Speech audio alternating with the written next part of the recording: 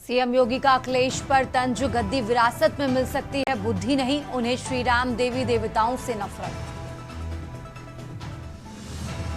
UP पिछड़ा वर्ग राज्य आयोग का कार्यकाल 1 साल बढ़ा, अध्यक्ष उपाध्यक्ष समेत 27 सदस्यों का कार्यकाल बढ़ा। लखनऊ के काकोरी में मंदिर में दलित बुजुर्ग से अभद्रता, गंदगी छिटवाने का आरोप, केस दर्ज कर पुलिस जांच में जुटी। यूपी पावर कॉरपोरेशन की वर्टिकल व्यवस्था विस्तारित करने का विरोध तेज, नियामक आयोग पहुंचा उपभोक्ता परिषद। मथुरा में मालगाड़ी दुर्घटनाग्रस्त, पटरी से उतरे 12 डिब्बे, आगरा दिल्ली रेलवे रूट प्रभावित। पीलीभीत में भीषण हादसा, बरेली हरिद्वार हाईवे पर पलटी बस, युवती की मौत, 20 से ज्यादा श्रद्धालु घायल। आप देख रहे हैं के न्यूज, खबरों का सारथी। नमस्कार, आप देख रहे हैं के न्यूज, मैं हूं आपके साथ तन्वी और बात कर रहे हैं दिल्ली में धुंध की चादर। दिल्ली बना प्रदूषण का वैश्विक केंद्र। AQI रिपोर्ट में दिल्ली सबसे ऊपर दर्ज किया गया है। मुंबई और कोलकाता में भी टॉप 10 में शामिल है। पाकिस्तान के लाहौर और कराची भी सूची में शामिल हैं। और इसी के साथ आपको बता दें, भारत पाकिस्तान के 5 शहर सबसे ज्यादा प्रदूषित पाए गए हैं। यानी वायु गुणवत्ता पर एक बार फिर से सवाल उठे हैं। तो ये बड़ी खबर आपको बता रहे हैं, जहां AQI रिपोर्ट में दिल्ली सबसे ऊपर। तो मुंबई और कोलकाता भी टॉप 10 में शामिल हैं। पाकिस्तान के लाहौर और कराची भी इस लिस्ट में शामिल हैं।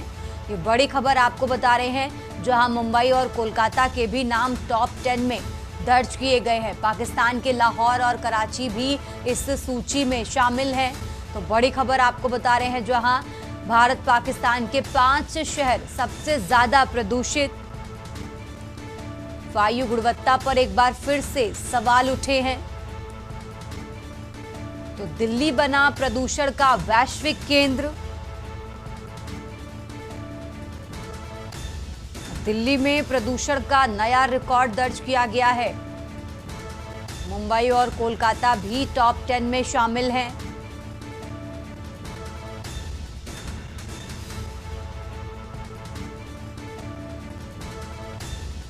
और इसी खबर पर ज्यादा जानकारी के लिए हमारे साथ अशोक द्विवेदी जुड़ चुके हैं। अशोक जी, जिस तरीके से जानकारी मिल रही है कि दिल्ली में प्रदूषण का एक नया रिकॉर्ड बना है, सबसे नंबर 1 पर दिल्ली का नाम आ रहा है, जबकि सबसे पहले तो क्या कुछ अपडेट है इसको लेकर, अशोक जी?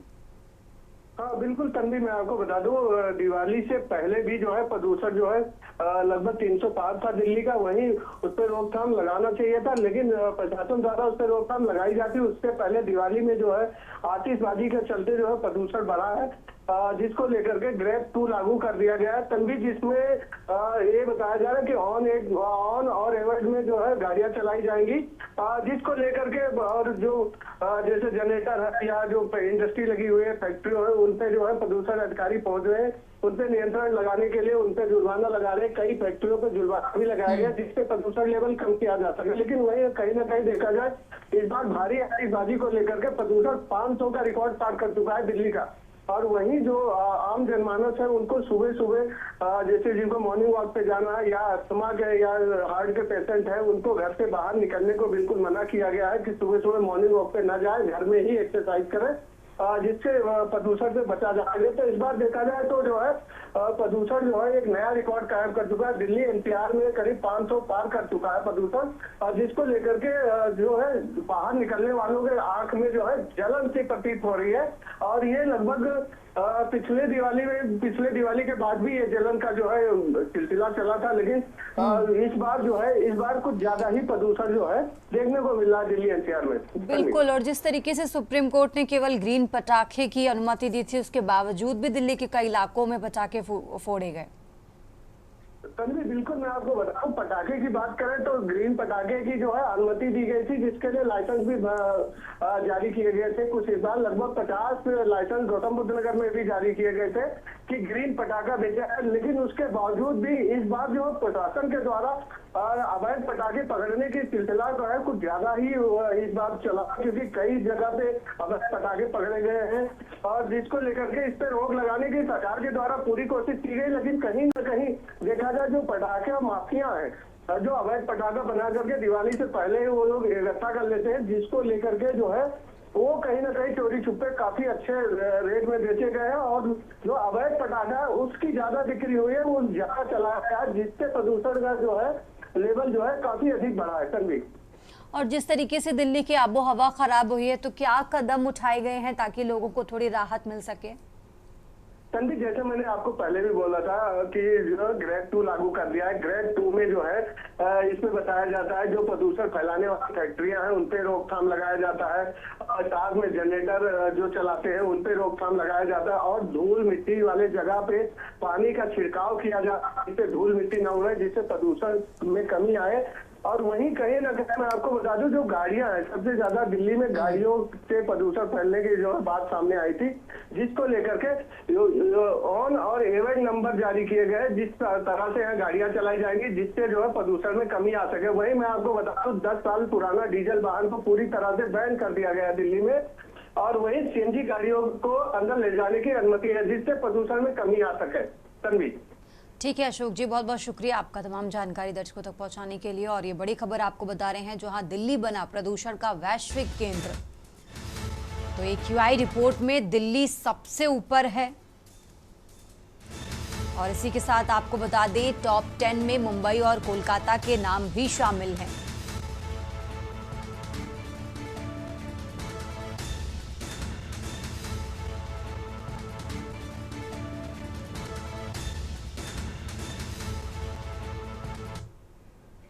और अब बात कर रहे हैं, झाड़ फूंक नहीं बचा सकी मासूम की जान। तो खबर हाथरस से आपको बता रहे हैं, जहां हसायन कोतवाली क्षेत्र के इटरनी गांव में एक दर्दनाक हादसे ने पूरे गांव को शोक में डुबो दिया। 12 वर्षीय कपिल की सांप के काटने से मौत हो गई। घटना देर रात की बताई जा रही है, जब कपिल घर में सोते समय सांप के डसने का शिकार हो गया। परिजनों ने तुरंत उसे अस्पताल पहुंचाया, लेकिन डॉक्टरों ने जांच के बाद उसे मृत घोषित किया। शव को घर लाने के बाद परिजनों और ग्रामीणों ने पारंपरिक झाड़ फूंक के जरिए उसे बचाने की कोशिश की, लेकिन कोई लाभ नहीं हुआ। अंततः कपिल का अंतिम संस्कार कर दिया गया। ये घटना ग्रामीण क्षेत्रों में जागरूकता और समय पर चिकित्सा सहायता की आवश्यकता को उजागर करती है। विशेषज्ञों का कहना है कि सांप के काटने पर तुरंत मेडिकल ट्रीटमेंट के ही एकमात्र प्रभावी उपाय हैं, और अंधविश्वास के चलते की गई देरी जानलेवा साबित हो सकती है।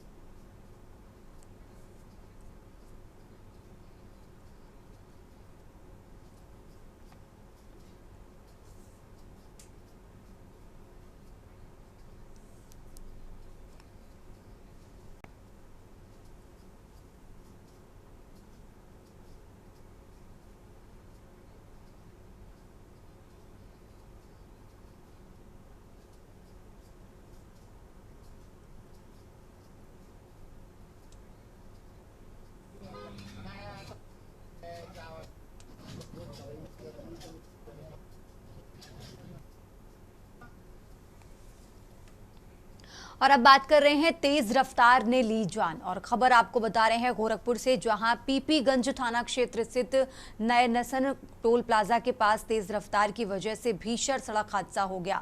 अनियंत्रित एसयूवी मुर्गी लदी पिकअप से टकरा गई, जिसके बाद पीछे से आ रही 2 और एसयूवी भिड़ गई।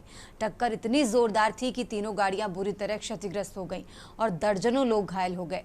कई घायलों की हालत गंभीर बताई जा रही है। सभी घायलों को नजदीकी सामुदायिक स्वास्थ्य केंद्र भेजा गया है। सूचना मिलते ही गोरखपुर पुलिस और कई एम्बुलेंस मौके पर पहुंची और राहत काम शुरू किया।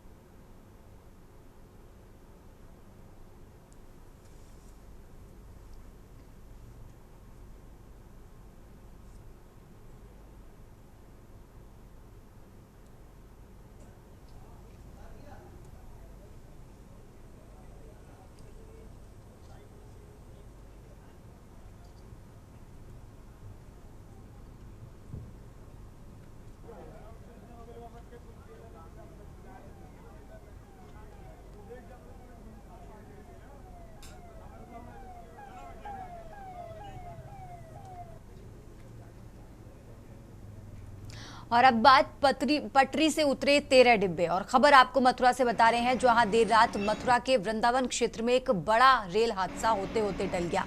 कोयला लदी मालगाड़ी के 13 डिब्बे अचानक पटरी से उतर गए, जिससे आगरा दिल्ली रेल मार्ग पर अफरा तफरी मच गई। घटना के बाद रेलवे प्रशासन में हड़कंप मच गया और कई ट्रेनों के संचालन पर असर पड़ा। हादसे की सूचना मिलते ही रेलवे की टीम और राहत दल मौके पर पहुंच गए। युद्ध स्तर पर राहत काम शुरू कर दिया गया। वैगनों को दोबारा पटरी पर लाने और ट्रैक को दुरुस्त करने का काम जारी है। गनीमत रही कि इस दुर्घटना में किसी प्रकार की कोई जनहानि नहीं हुई है। इधर रेलवे अधिकारियों ने बताया कि जल्द ही ट्रैक को सामान्य कर ट्रेनों का संचालन बहाल किया जाएगा। यात्रियों को असुविधा से बचाने के लिए वैकल्पिक व्यवस्थाएं भी की जा रही हैं।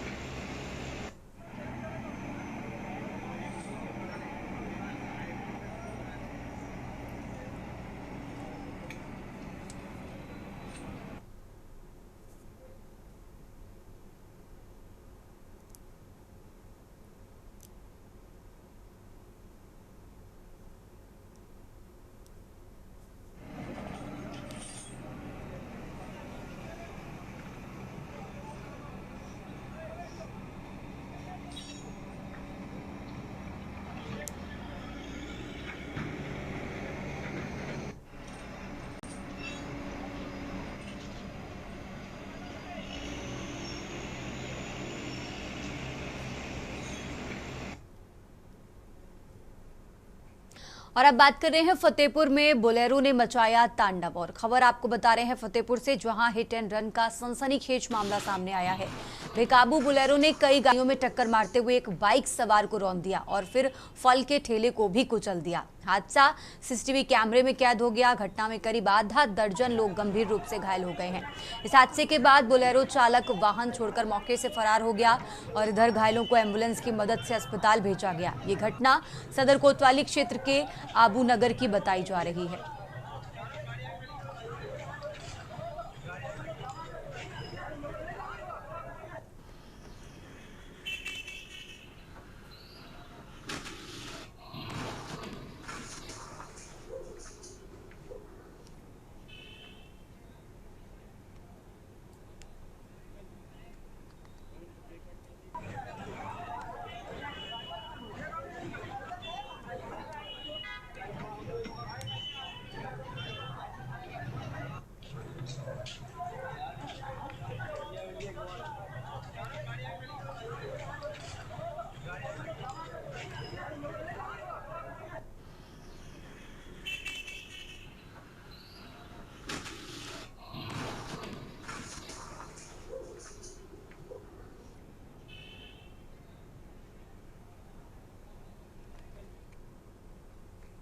आगे बढ़ते खबरों में अब बात कर रहे हैं दिल्ली की। दिल्ली से खबर आपको बता रहे हैं जहां गृह मंत्रालय और लद्दाख संगठनों की आज जो है बैठक होने वाली है। तो सुबह गृह मंत्रालय लद्दाख संगठनों की बैठक होगी और इस बैठक में लेह एपेक्स बॉडी और कारगिल अलायंस शामिल होंगे। तो बैठक में दोनों संगठनों के 3-3 प्रतिनिधि शामिल होंगे। तो इस बैठक से जुड़ी अहम जानकारी आपको बता रहे हैं। राजधानी दिल्ली से खबर आपको बता रहे हैं जहां इस बैठक में दोनों संगठनों के 3-3 प्रतिनिधि शामिल होंगे। गृह मंत्रालय और लद्दाख संगठनों की आज अहम बैठक होने वाली है। गृह मंत्रालय लद्दाख संगठनों की आज बैठक। तो बैठक में लेह एपेक्स बॉडी और कारगिल अलायंस शामिल होंगे। दोनों संगठनों के 3-3 प्रतिनिधि इस बैठक में शामिल होने वाले हैं। इस बैठक से जुड़ी अहम जानकारी आपको बता रहे हैं।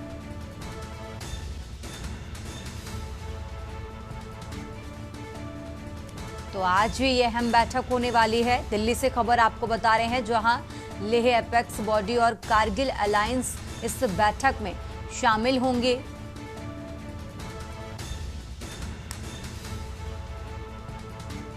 गृह मंत्रालय और लद्दाख संगठनों की अहम बैठक।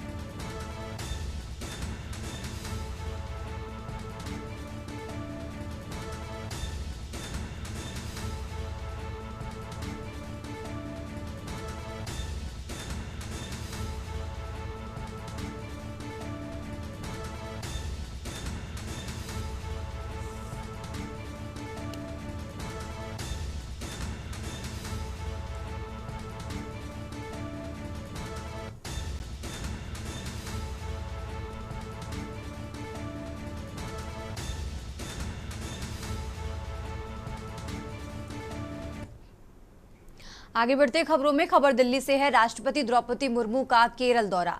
4 दिवसीय केरल दौरे पर राष्ट्रपति द्रौपदी मुर्मू। तो 4 दिवसीय दौरे का आज दूसरा दिन है।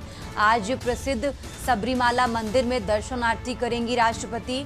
और इसी के साथ आपको बता दें, कल पूर्व राष्ट्रपति KR नारायणन की प्रतिमा का अनावरण करेंगी। तो शिवगिरी मठ में महासमाधि शताब्दी समारोह का उद्घाटन भी करेंगी। पालाई के प्लेटिनम जुबली समापन समारोह में भी शामिल होंगी राष्ट्रपति द्रौपदी मुर्मू।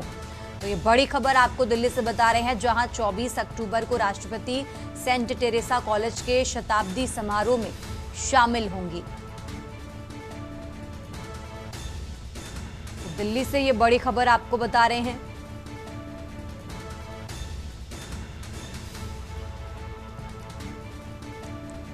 राष्ट्रपति द्रौपदी मुर्मू 4 दिवसीय केरल के दौरे पर हैं और आज उनके दौरे का दूसरा दिन है।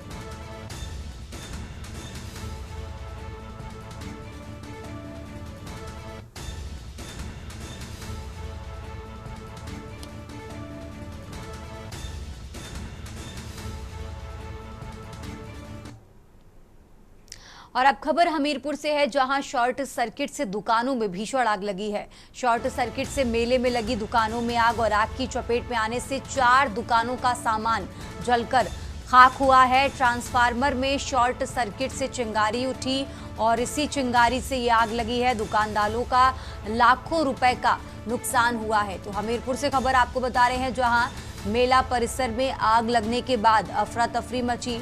कड़ी मशक्कत के बाद आग पर काबू पाया गया। राठ कोतवाली कस्बे के रामदीला मेला इलाके का ये मामला आपको बता रहे हैं, जहां मेला परिसर में आग लगने के बाद अफरा तफरी मची। कड़ी मशक्कत के बाद आग पर काबू पाया गया।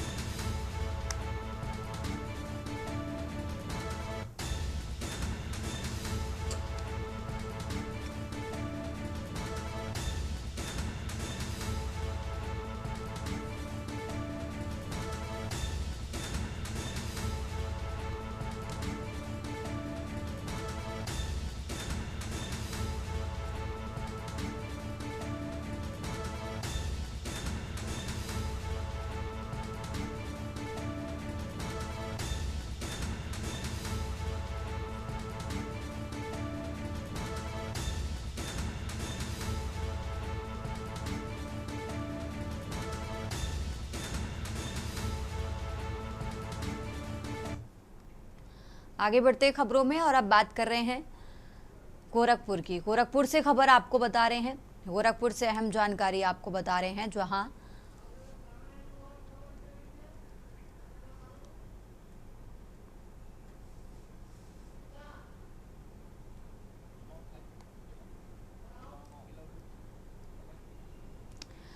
तो गोरखपुर से खबर आपको बता रहे हैं, जहां उत्तर प्रदेश के मुख्यमंत्री योगी आदित्यनाथ ने गोवर्धन पूजा के अवसर पर प्रदेशवासियों को हार्दिक शुभकामनाएं दी और उनके सुख, समृद्धि व स्वास्थ्य की कामना की है।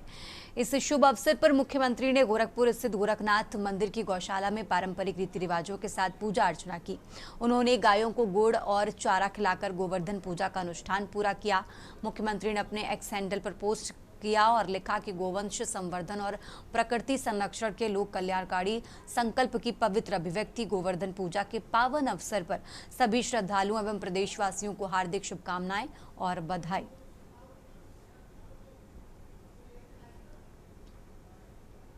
दीपोत्सव के 5 दिवसीय महापर्व के श्रृंखला में आज पावन गोवर्धन पूजा है। भारत की कृषि प्रधान व्यवस्था का प्रतीक गोवर्धन पूजा का ये कार्यक्रम, मैं इस अवसर पर पूरे प्रदेश वासियों को हृदय से बधाई देता हूं। भारत जैसे कृषि प्रधान देश में गौ और गोवंश का महत्व क्या है, ये गोवर्धन पूजा जैसे आयोजन इस बात के प्रतीक हैं। और दीपावली जैसे महापर्व के साथ इस आयोजन को जोड़ करके इसकी महत्ता को और भी प्रभावी बनाया गया है। और अब खबर अमरोहा से है, जहां हसनपुर कोतवाली क्षेत्र के गांव गुलामपुर मार्ग स्थित तीसरे मील के पास दिन दहाड़े पाउडर और केमिकल मिलाकर नकली पनीर बनाए जाने का सनसनीखेज मामला सामने आया है। तो इसका एक वीडियो भी सोशल मीडिया पर तेजी से वायरल हो रहा है, जिसमें एक युवक खुलेआम सफेद पाउडर को पानी में घोलकर पनीर तैयार करता दिख रहा है। वायरल वीडियो में साफ देखा जा सकता है कि मिलावटखोर स्वास्थ्य से खिलवाड़ करते हुए बड़ी मात्रा में नकली पनीर बना रहे हैं। ये घिनौना काम मुख्य मार्ग के किनारे चल रहा था। स्थानीय लोगों का आरोप है कि इतने बड़े पैमाने पर मिलावट का कारोबार चलने के बावजूद खाद्य विभाग को इसकी भनक तक नहीं लगी, जो विभाग की कार्यशैली पर गंभीर सवाल खड़े करता है। क्षेत्रीय लोगों ने खाद्य विभाग की लापरवाही के खिलाफ कड़ा आक्रोश जताया है और मांग की है कि इस मामले में तुरंत कड़ी कार्रवाई की जाए। साथ ही विभाग के उन अधिकारियों के खिलाफ भी जांच होनी चाहिए जिनकी कथित मिलीभगत या अनदेखी के कारण ये अवैध धंधा फल फूल रहा था। पुलिस ने वायरल वीडियो के आधार पर फिलहाल जांच शुरू कर दी है।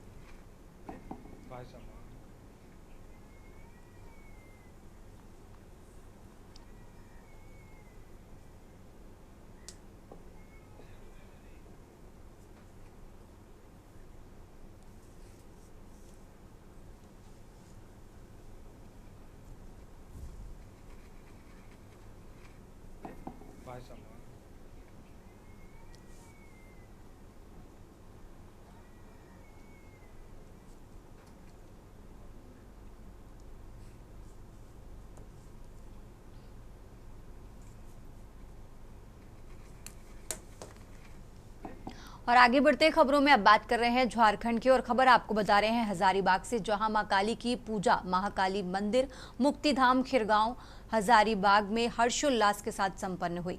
दीपावली की रात मां काली की पूजा अमावस्या की रात में मनाया जाता है। इस अवसर पर यहां हजारों की संख्या में श्रद्धालु आते हैं। सुबह से ही पूजा करने वालों का तांता लगा रहता है। शाम में अपने घरों में दिया बाती जलाने के बाद पूरे शहर के लोग और आसपास के ग्रामीण मंदिर परिसर में आ जाते हैं। करीब 35 से 40 हजार लोग इस बार मां काली की पूजा में शामिल हुए। पूजा के बाद सभी लोग प्रसाद ग्रहण कर भजन संध्या का भी आनंद उठाए। इस धार्मिक आयोजन में हजारीबाग के अति गरीब, मध्यम वर्ग, संभ्रांत वर्ग का संगम भी रहा। इस दिन श्रद्धालु यहाँ जो भी मन्नत मांगते हैं उनकी मुराद पूरी होती है।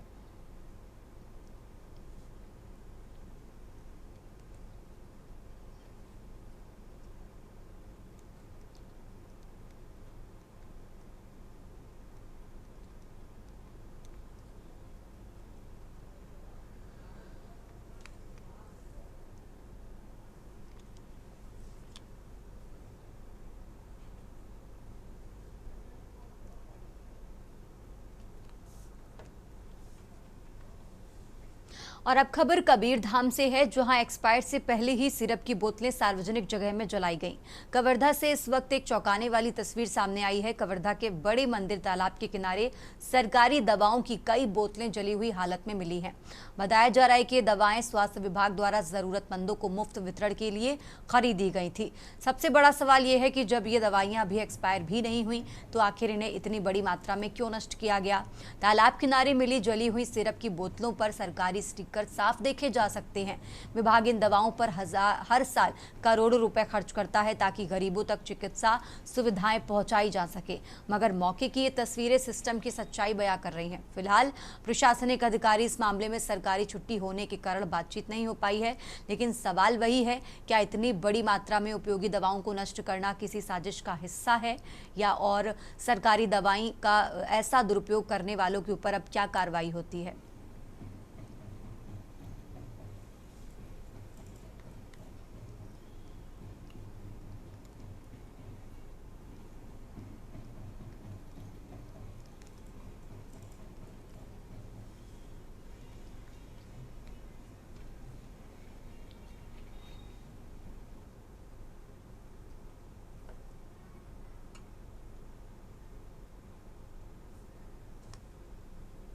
और अब खबर कोरिया से है, जहां जिले के अंतर्गत आने वाले बड़े सालही ग्राम में हुई दोहरी हत्याकांड में 6 दिन बाद कोरिया पुलिस को इस हत्याकांड में शामिल 2 आरोपी और इन आरोपियों का सहयोग करने वाले एक अन्य आरोपी सहित 3 आरोपियों को गिरफ्तार करने में सफलता मिली है। इस हत्याकांड के मामले में कोरिया पुलिस अधीक्षक रवि कुर्रे ने बैकुंठपुर स्थित पुलिस रक्षित केंद्र में प्रेस वार्ता कर इस हत्याकांड की पूरी जानकारी दी है।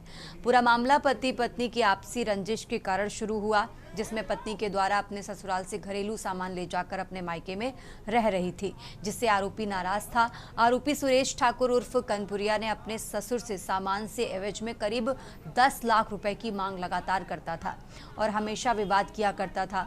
घटना के दिन आरोपी सुरेश ठाकुर और उसका एक सहयोगी प्रदीप बैरागी घटनास्थल ग्राम बड़े साली पहुंचने से पहले नजदीकी पेट्रोल पंप से लगभग 20 किलोमीटर पेट्रोल ले जाकर 11 बजे रात में घर में गहरी नींद में सो रहे थे। अपने सास ससुर के ऊपर डालकर आग लगा दिया, जिसके कारण ससुर राम की घटना स्थल पर ही मौके पर मौत हो गई, जबकि सास की मौत 2 दिन बाद इलाज के दौरान हुई। घटना को अंजाम देने के बाद दोनों आरोपी फरार हो गए हैं। फिलहाल पुलिस पूरे मामले की जांच पड़ताल में जुटी हुई है।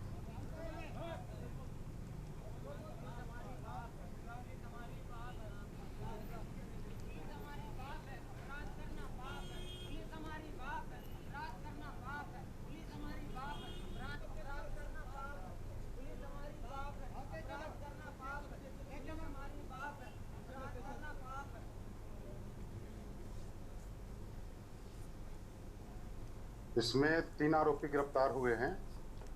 2 मुख्य आरोपी है जो उनके और यहाँ खड़गावा में आकर के रहता था और बहुत ही सातिर किस्म के और साइबर से संबंधित नॉलेज रखता था। हमेशा अपना मोबाइल को बंद रखता था। पुलिस बहुत ही उसमें टेक्नोलॉजी का उपयोग किया और उस आधार पर वो पकड़ में आया और 17 लीटर पेट्रोल लेकर के अपने सास ससुर को जिंदा जलाया वो।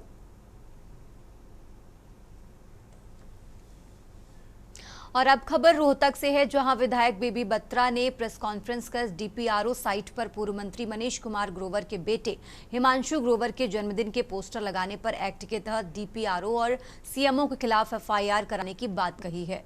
उन्होंने कहा कि किस हक से और किस पद पर हैं जो उनके लिए पोस्टर लगाए जा रहे हैं। उन्होंने कहा कि 48 घंटे बाद अभी छुट्टी है, इसके बाद एफआईआर दर्ज कराई जाएगी, क्योंकि ये एक बहुत बड़ा मामला है।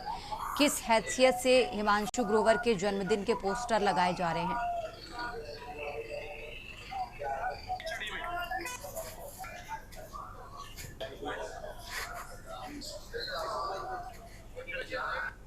किस तरह से सारी चीजों को मोड़ दिया गया वो भी आपको पता है।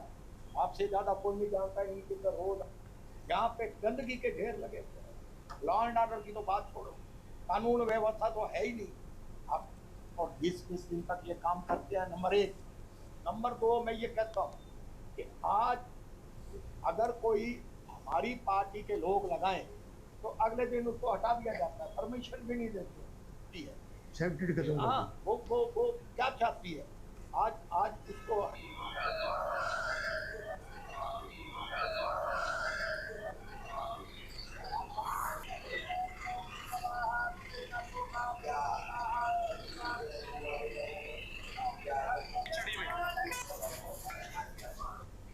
और अब खबर चंडीगढ़ से है, जहां अपने पैतृक गांव मिर्जापुर माजरा के परिवारजनों से मुलाकात का अनुभव हमेशा ही अत्यंत स्नेहपूर्ण और आत्मीय रहता है।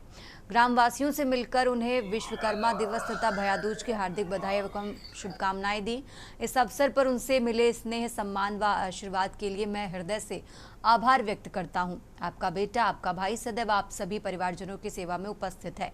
मुख्यमंत्री नायब सिंह सैनी पहुंचे और अपने गांव मिर्जापुर माजरा पहुंचे, और जहां पर मुख्यमंत्री ने सब परिवार घर पर पूजा अर्चना कर प्रदेशवासियों की सुख, समृद्धि और मंगल की करी कामना। मुख्यमंत्री ने गांव वासियों को दीपावली, भगवान विश्वकर्मा दिवस तथा भाई दूज की शुभकामनाएं दी। दीपावली का पर्व खुशियों और प्रकाश का प्रतीक है, उनकी तरफ से ये बातें कही गई। आगे बढ़ते हैं खबरों में। खबर सिरसा से है, जहां लोक निर्माण विभाग द्वारा जिला अस्पताल सिरसा के मुख्य भवन एवं परिसर के सौंदर्यीकरण कार्य के लिए निविदा आमंत्रित की गई थी। लोक निर्माण विभाग डिवीजन नंबर 1 सिरसा के कार्यकारी अभियंता कमलदीप राणा ने बताया कि प्रशासनिक कारणों से टेंडर जमा करने की जो आखिरी तारीख है वो 23 अक्टूबर को बढ़ाकर 25 अक्टूबर कर दी गई है।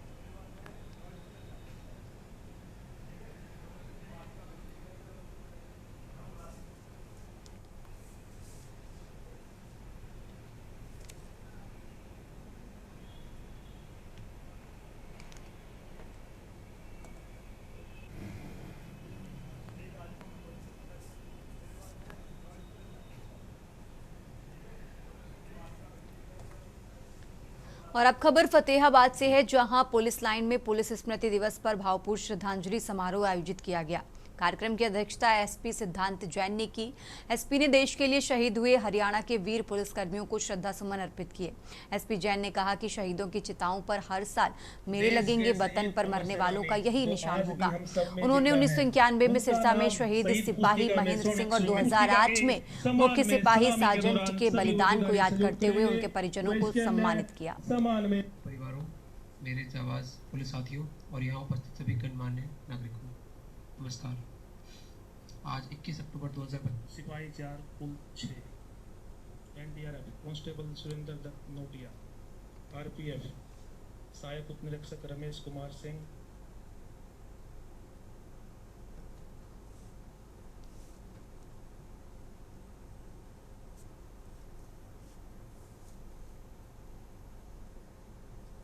आज 21 अक्टूबर 2025 को जो पुलिस शहीदी दिवस है तो पूरे भारतवर्ष में प्रतिवर्ष के तौर पे फतेहाबाद जिले में आज मनाया गया है, जिसमें लगभग 190 जो जवान पूरे भारतवर्ष में पिछले साल में शहीद हुए हैं उनके नाम पढ़े गए, और जो फतेहाबाद पुलिस में शहीद पुलिसकर्मी थे उनके परिवारजनों को सम्मानित किया गया। और यह वह मौका है जब जो पुलिसकर्मी शहीद होते हैं उनको याद किया जाता है, और उनके प्रति फतेहाबाद पुलिस पूर्ण रूप से नतमस्तक है कि उनकी शहादत के कारण आज सभी जिलावासी खुद को सुरक्षित महसूस कर पाते हैं। और फतेहाबाद पुलिस आगे भी सर्वोच्च बलिदान देने से और अपने कर्तव्यों को निभाने से कभी पीछे नहीं हटेगी।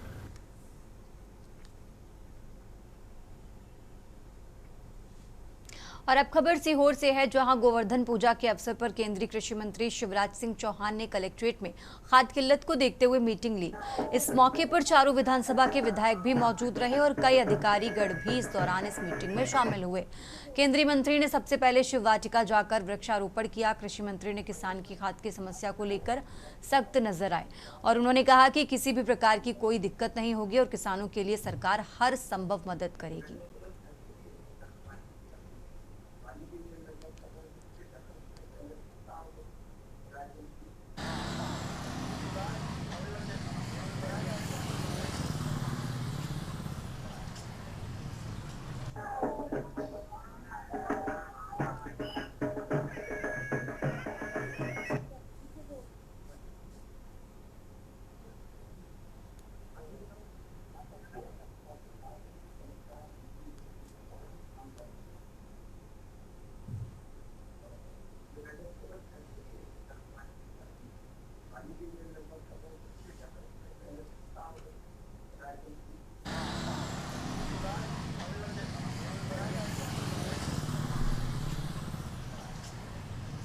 इंद्र की पूजा काय को करते हो? तुम्हारे पास गोवर्धन है जो तुम्हारी गौओं को घास देता है, जो तुम्हें फल देता है, जो तुम्हें वर्षा जीवन देता है। तो गोवर्धन की पूजा करो। गोवर्धन की पूजा का मतलब है प्रकृति की पूजा। और इसलिए हम सबको न केवल पूजा करनी चाहिए बल्कि पूजा के साथ साथ पर्यावरण बचाने का संकल्प भी लेना चाहिए। पेड़ बचाना भी चाहिए, पेड़ लगाना भी चाहिए।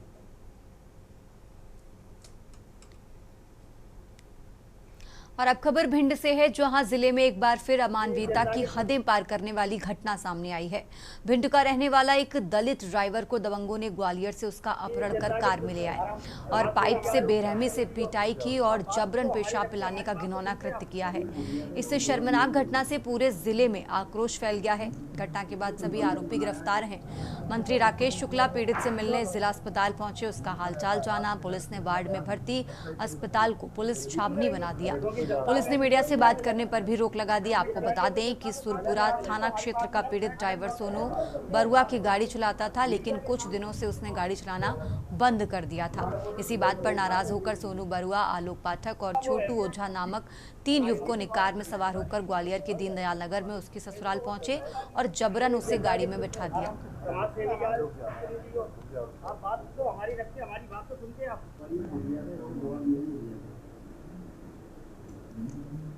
बंधन बनाया है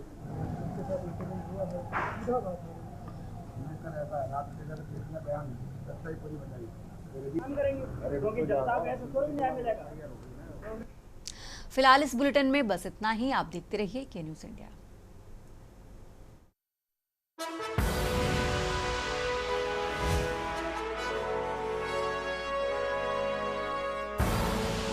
आप देख रहे हैं के न्यूज़, खबरों का सारथी।